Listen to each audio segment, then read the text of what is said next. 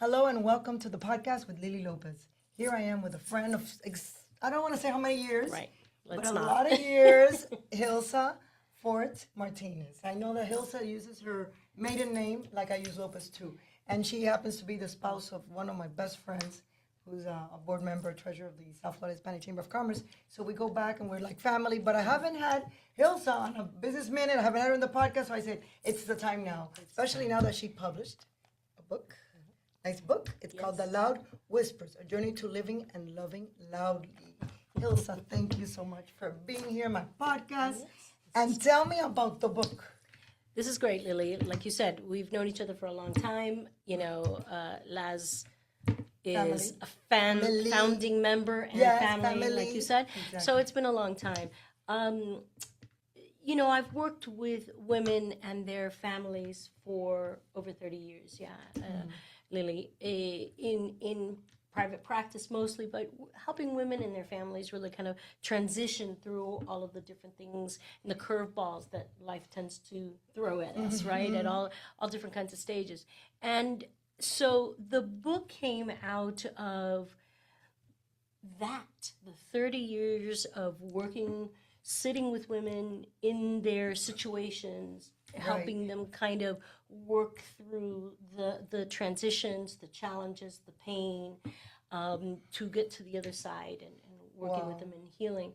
And so the book is really my story, kind of within their stories. Exactly, I got you. Yeah. Yeah. So it must be difficult. I was thinking about it today. I said, okay, I'm going to talk to Gilza in the podcast and putting myself in your place, hearing all these stories and not letting that affect you. Because sometimes as women, we're very, we're sensitive and we try to, and you're hearing all these stories. How are you able to disconnect once you get home? Because it must be a lot. Because people who come to you, they come to you because they're having a problem. Right? No one's going to come to you and say, hey, I'm so happy. I wish that more people would, right? Because the other part of working with people in counseling and so forth is helping them to kind of look for their dreams and their directions. But you're right. Most of the time people come to me in crisis or in some moment of, significant betrayal, disappointment, something like that. The biggest way that I do that, and it's how I train students, it's how I train interns, is that you do have to have a very specific way that you separate, their stories from your story. And sometimes it's as simple, meaning not complicated, as, when you get home or when you're on your drive home, maybe that's when you need silence because you've been talking and listening all day. Or maybe it's when you need music or you need something that starts to transition you from the world of work to the world of play, what brings you joy. I like that idea. I have the piano and I play piano. I always forget to do that. Yes, exactly. That would be beautiful. You walk into your house and you play for a while. But it's so funny. What happens is that sometimes I want to play by myself to relax because what happens if you have people in the house say, oh, you made an error there, or it used to play mejor, better. Oh, now you have to practice. So you get interruptions from family members, and then I want to play by myself. Right? Because that's what soothes me. Absolutely. If I play piano by myself, I feel so good. But if someone's saying, oh, what happened there? You missed a note. Oh, I know the song. What happened?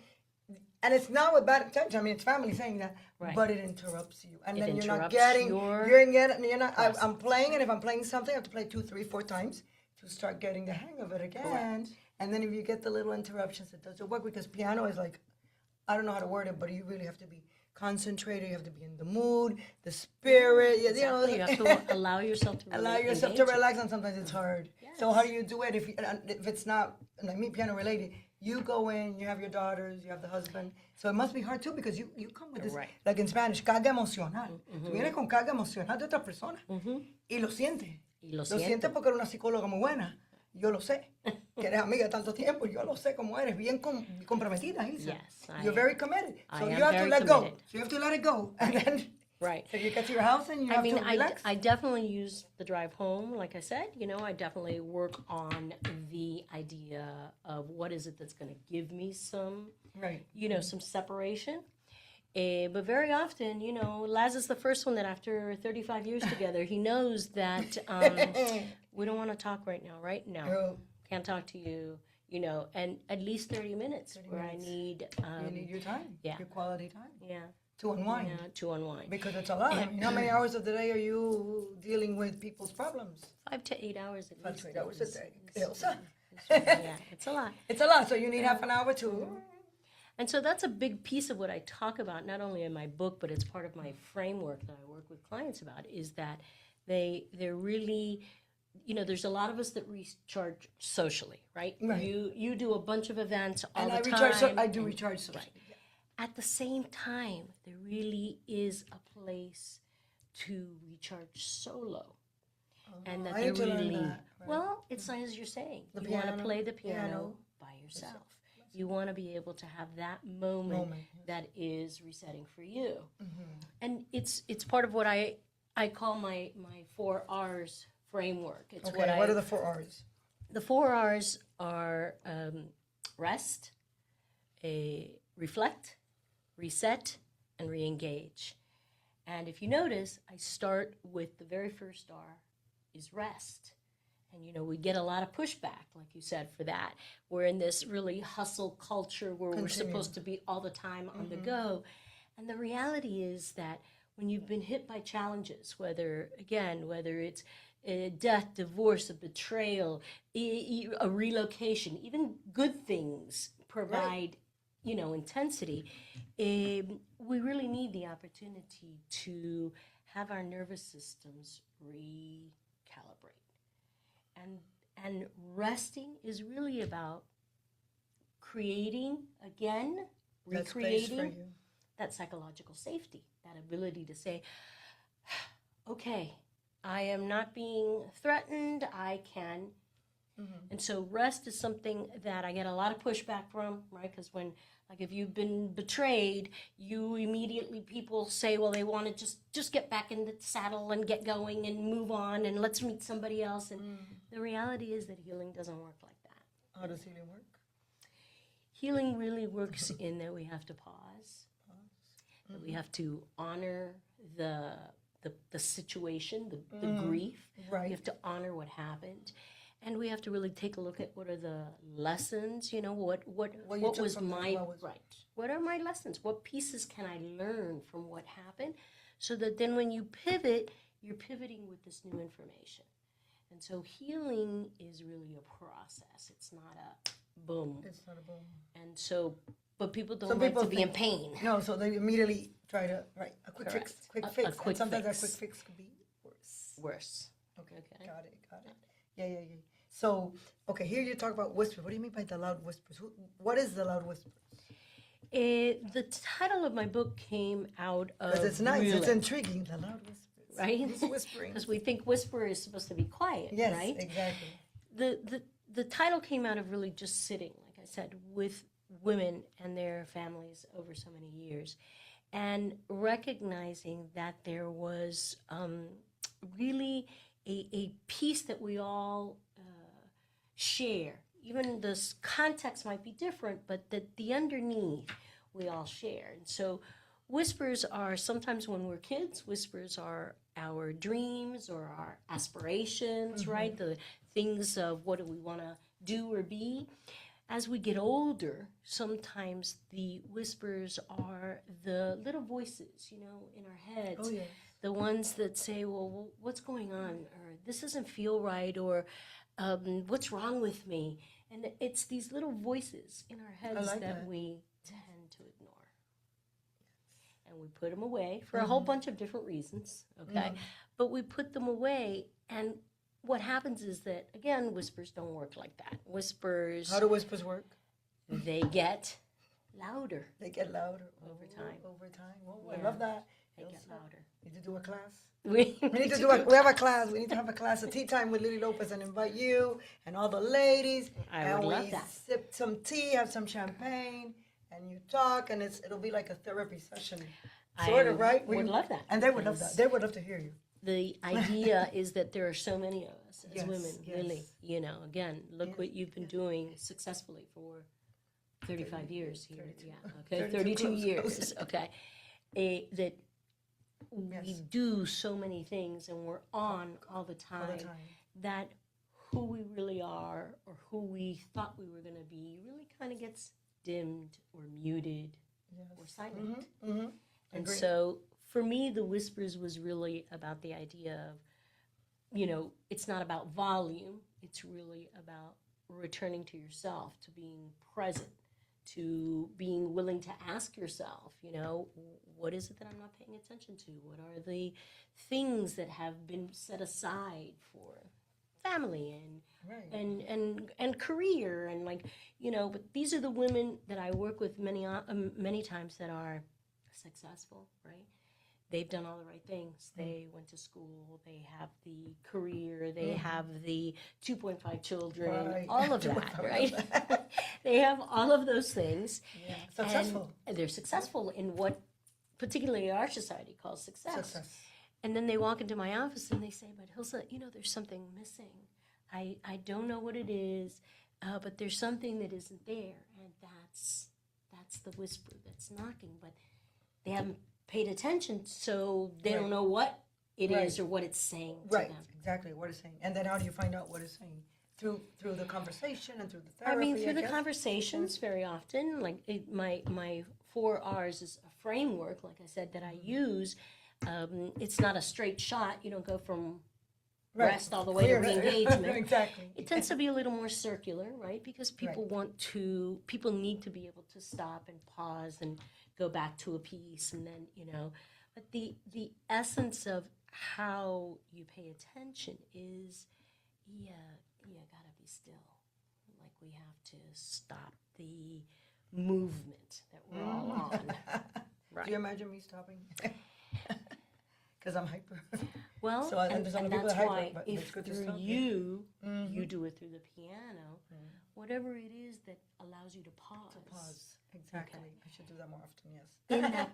In that pausing, it allows you to really, maybe what you haven't been paying attention to can actually have space. Right. Can actually have room. And you forget about all the things that the interruptions, the noise and the daily interruptions. Right. That's really what kills us. Right.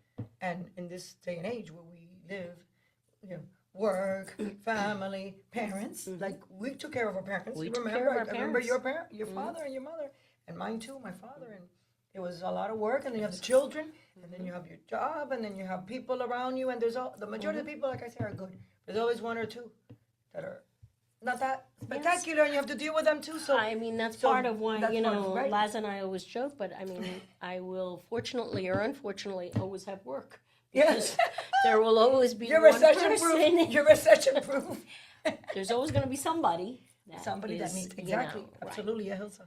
And this is 30 years that you've been doing this. So I imagine you've seen it all. You've seen it all. I don't get surprised that often anymore. Oh, so imagine that. She doesn't get surprised. That's why you've seen a lot of things. But I will tell you, I am still very much interested and engaged in what I do. Like I still like because you have a passion. I really do. And so because of that, as you said, there is once in a while when somebody walks into my office and says something that I'm like, okay, that one I haven't heard. And so that keeps me going. You go. Right. And it's good because it's different things. Yes, right. It keeps you on your toes. Keeps you on your toes. You say, wow, look what happened today. Yeah. Look at the story I heard. Right. So that I'm still needed. And you say, I'm still needed. People need me. And it's true, of course, people need you because it's something that you haven't dealt with before. You say, well, okay, these are new things that are happening in life Absolutely. with people. And I need to figure this out and try to help this person. And that's why the book was really, like I said, a concept of wanting to just be able to have another format that people could, maybe see themselves, that people could maybe identify and not feel so alone, Right, exactly. I remember you and I talking during the pandemic. Right, and, yes. And you and I talked about a whole idea of doing insulation instead of isolation. Yes.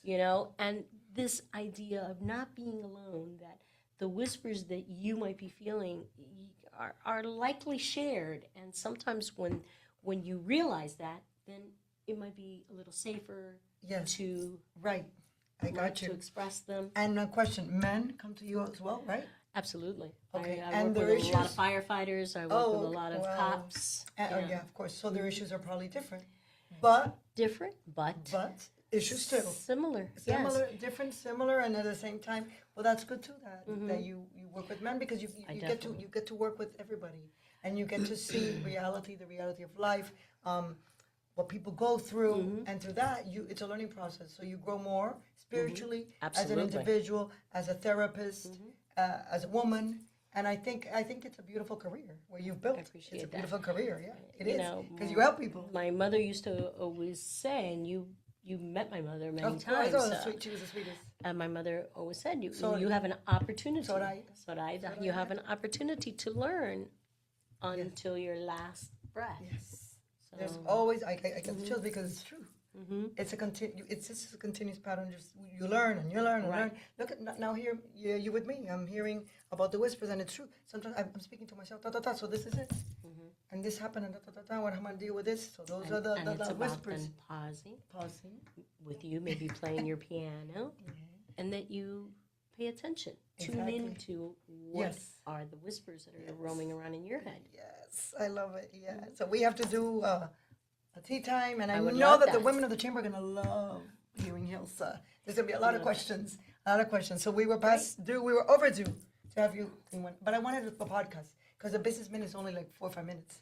Okay. So now we really took our time to talk about what you do, and so we're almost to the end of the show. Anything else that we should say to the men and other women? The men and the women. Both. Absolutely. I would just say to you that if you take anything away from our conversation today, is that I really just encourage you to kind of take 10 minutes, put on a little timer, and just sit still, sit quietly with just one question. Okay, with just one question. What have I not been tuning into? What question, idea, thought, dream have I not been listening to? And take the 10 minutes to see what comes up. You might be Listening really to yourself, surprised. you mean you're listening to yourself. Yep. And you might be surprised at what really comes up and how that is about wisdom and the intuition that we haven't been paying attention to. Okay, like that. Gilza. Thank you. Thank you. Thank you so very much for being here with us in the podcast with Lily Lopez, and we'll see you next week. Thanks for tuning in.